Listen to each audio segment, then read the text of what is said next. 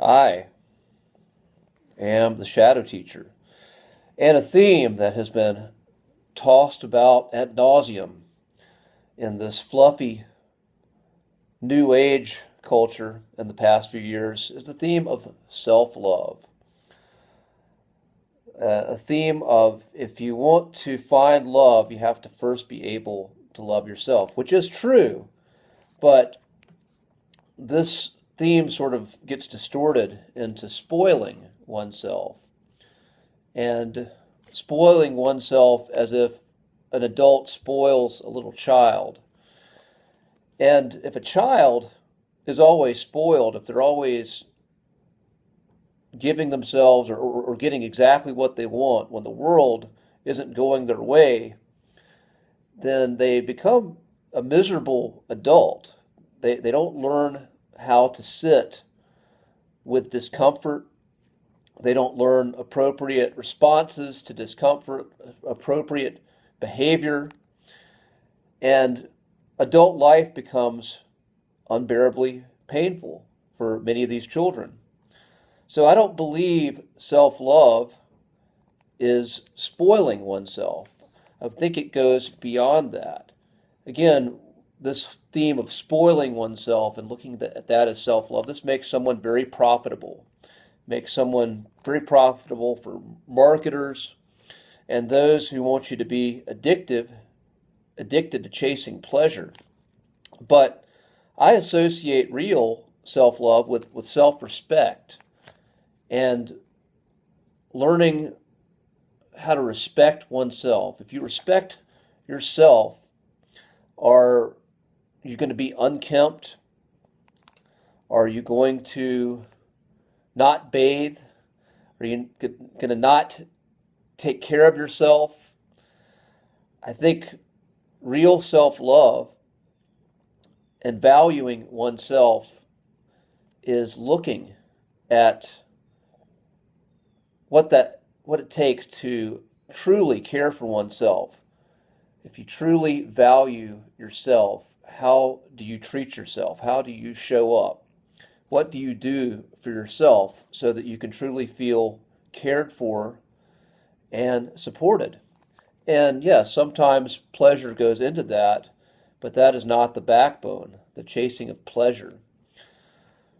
I look at staying in shape, exercise, diet, doing these things that require discipline, doing them not because you hate yourself, but doing them because you love yourself. Good hygiene, these simple things. Having things function in your life, when making sure things are fixed and taken care of, and you're not always dealing with broken shit that holds you back when you have the option of not doing that. And this is a lesson, again, I'm still learning. It's a process. It's a work in progress.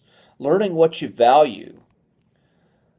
Learning how to stand up for what you value when it's not comfortable to do so. To me, this is real self-love. So I think someone who truly loves themselves is strong. There's someone who is willing to do something uncomfortable. There's someone who is willing to take a chance, take a risk, make an investment in themselves, not simply spoil themselves, but truly invest in themselves. Because when you are loving yourself, love is something that is ever generating. It's something that it's expansive. When you're spoiling yourself, you're always needing more. It's diminishing. And eventually your resources get diminished if you're always spoiling yourself. Love, self-love extends beyond yourself. It extends out into the world. One who loves themselves has a presence that is expansive and is a source of love, not just for themselves, but something that's a source for others. People can feel that off of you.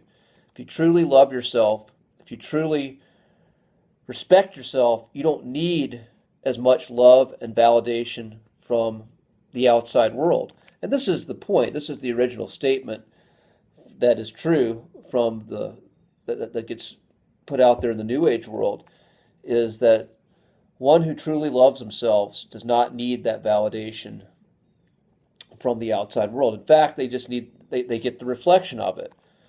They are going to have many times when the outside world is going to want to control them and take them out of their frame and try to manipulate them into fitting into their frame. But someone who loves himself doesn't fall for that. They're okay being alone as opposed to betraying their own self-worth and self-respect just to make someone else feel good. So, what do you do to love yourself? How do you show up for yourself? This is, again, something I have been working with. I've been alone for the longest stretch in my life in years. And the lesson of how do I show up for myself is something I have to always ask. And thankfully, I'm finding that way. I'm finding how to love myself in the gift of the time and the resources that I have. And hopefully, if you're watching this, you're finding ways to love yourself, truly value yourself. So when you look in the mirror, you look at that beautiful person staring back, you can honestly say with an open heart, I love you.